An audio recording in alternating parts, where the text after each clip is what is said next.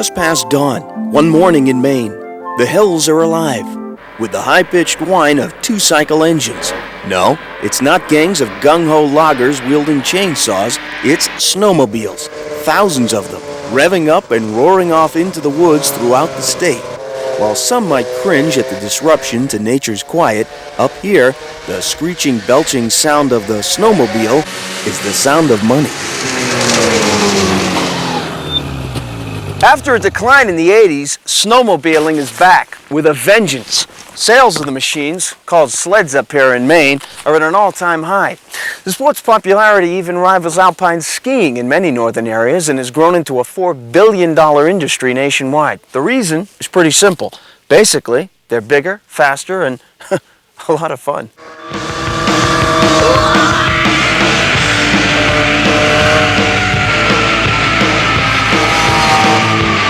It's a remarkable comeback for a sport nearly killed a decade ago by high gasoline prices, noise complaints, and banishment from private lands. Today, the snowmobile nation rules on 12,500 miles of trails that parallel the paved road system. And that's just in Maine. You can also get on your sled here and ride into New Hampshire and Vermont. Then keep right on going halfway across Canada on an international winter highway. Well, I just enjoy being out there in the snow. And you're able to be in such a remote area without expending the energy that it would take to get there on foot. I put twice as many miles on my snowmobile as my wife does on her car. Yeah.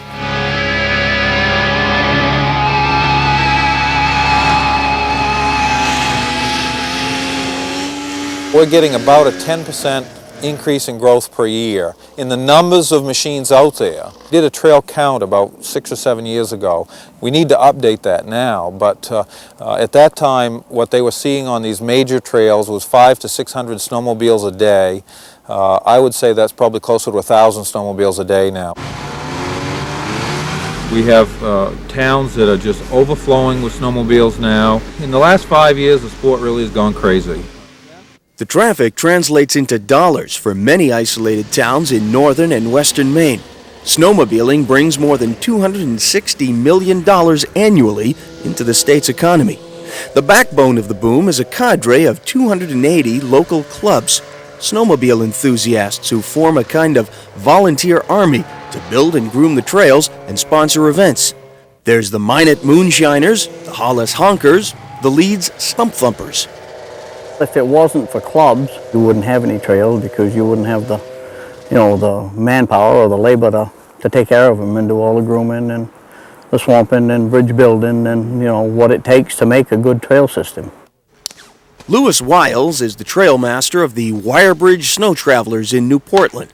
The club takes its name from the 145-year-old suspension bridge over the Carabasset River in town. When the bridge was built in the 1840s, it was known as Morse's Fool Bridge because few believed the newfangled design would hold up. Today, it's the highlight of the trail ride through the area.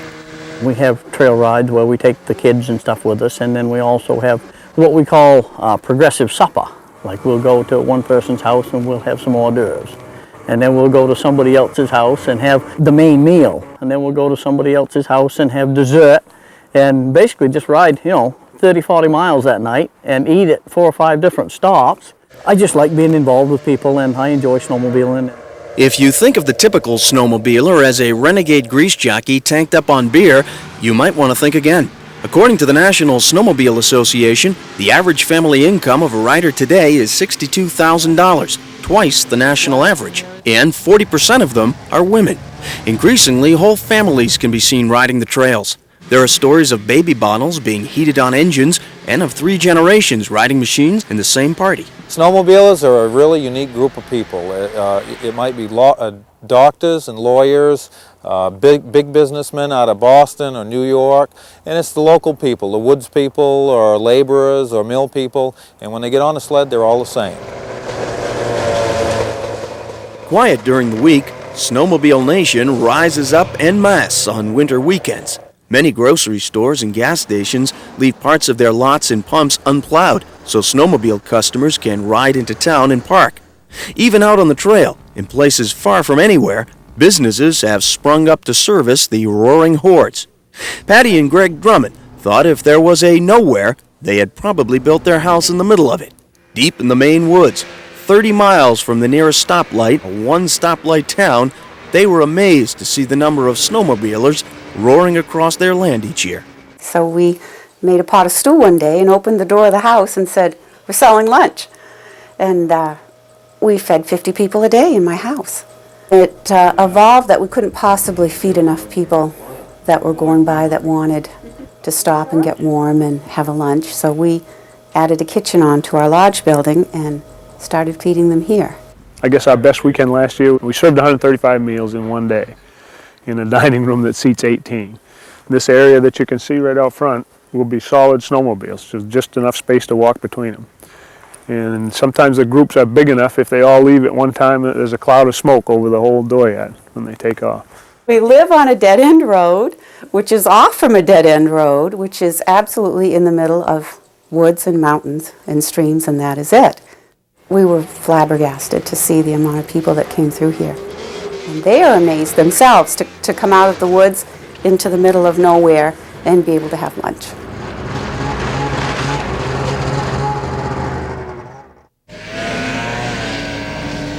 The holy grail for the snowmobile set is a nice smooth ride on a beautifully groomed trail.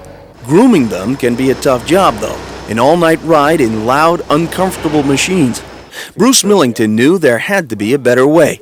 After years of enduring bitter cold, fumes and noise, grooming trails in Lewiston, he bought a small car, a Geo Tracker, and modified it to make a mini groomer. Now, he rides the trails in comfort.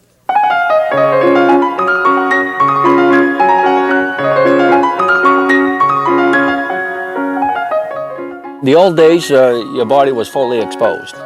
We was out in the elements, whether it was snowing or raining or 20 below zero. What's it like driving? It's very easy, it's very quiet, and it's very comfortable, and it's very warm.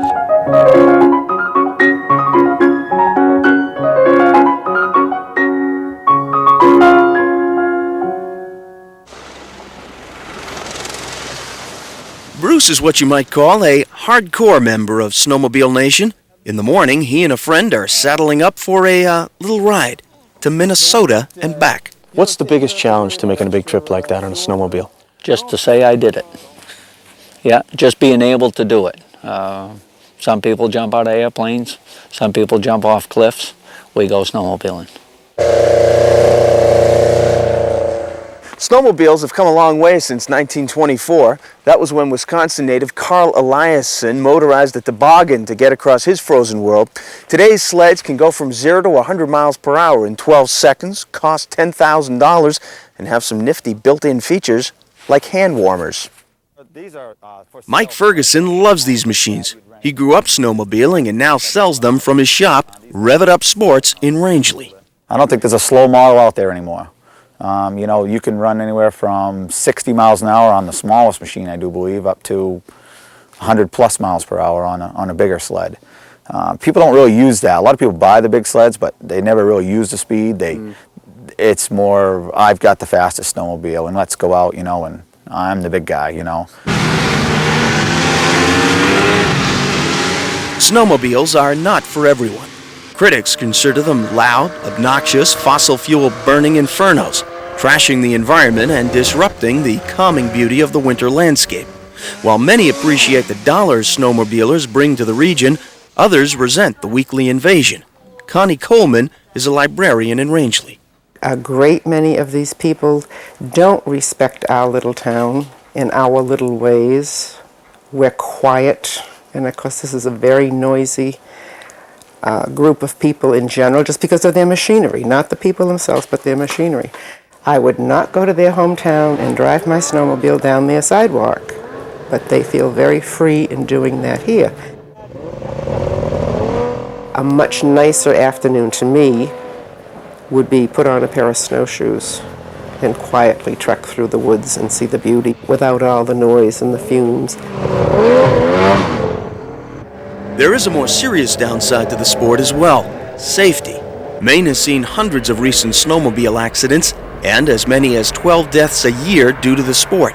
The chief culprits: speed and alcohol. Reggie Hammond is a warden with the Department of Fish and Game. It's his job to patrol the trails and curb rowdy riders. They know that we're out there. I think that goes a long ways in slowing the people down. The problem with alcohol and snow sleds is just like that of a vehicle. You've got a piece of equipment capable of going 120 miles an hour, and of course, when you have alcohol in your system, your judgment is impaired, you make poor decisions, and just like that with a motor vehicle. Things are going to happen. In New Hampshire, the snowmobile speed limit is 45 miles an hour, but there are no such limits on Maine's trails. One can take out a high-powered machine and take it to the max without any training or experience. While increased enforcement and public awareness have brought the number of fatalities down in recent years, many authorities are still wary. I have the mate to that plate right there, sir. Yeah, but it's not with you. It's not with you. I realize. It's unregistered. I thought I had it. Expired plate. Well, I thought I stuffed it in there the other day, sir. Well, I'm sorry. I guess you didn't. I think it really is a few bad apples that are kind of spoiling it for everyone. But unfortunately, one fatality is too many in this sport, and we have had problems up here in the past.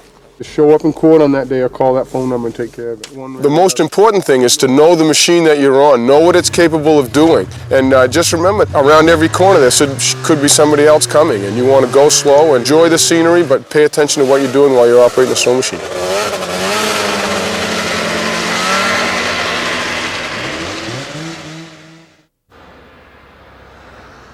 Every year, on the third weekend in January, Snowmobile Nation takes over the small western Maine town of Rangeley.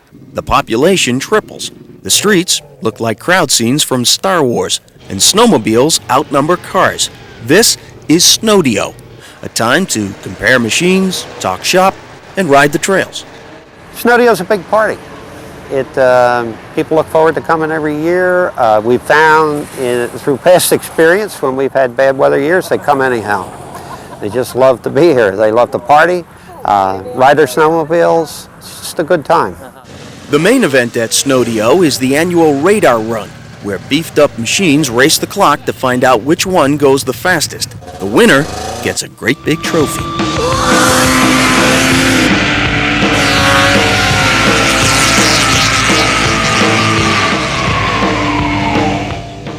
We set the radar gun down the track, and that will pick them up right around 660 feet as they cross the finish line. The fastest we've ever had is around 125 miles an hour, and that was really a racing machine.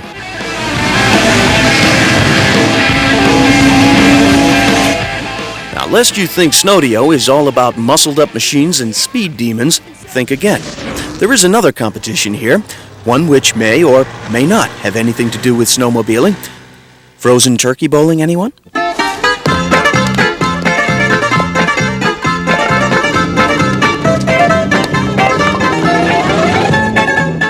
You roll the frozen turkey just like you would a ball.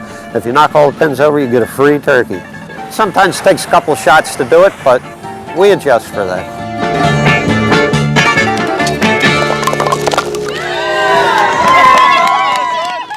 For the grand finale, Snodeo revelers line up their sleds for a great nighttime parade down Main Street and out onto Rangeley Lake. Think of it as the snowmobilers' version of the closing ceremonies at the Olympics.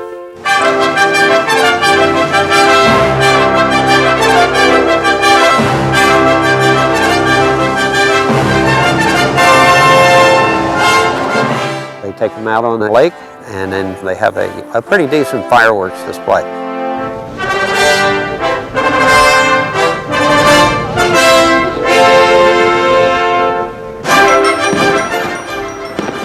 We see a lot of families here. Anybody that likes to ride, it's something to do in the winter, and that's why they come. A chance to have fun and ride at the same time.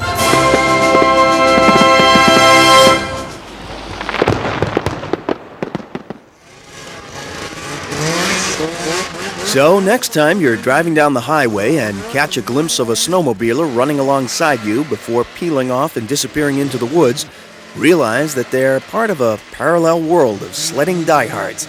Like them or loathe them, Snowmobile Nation is alive and well.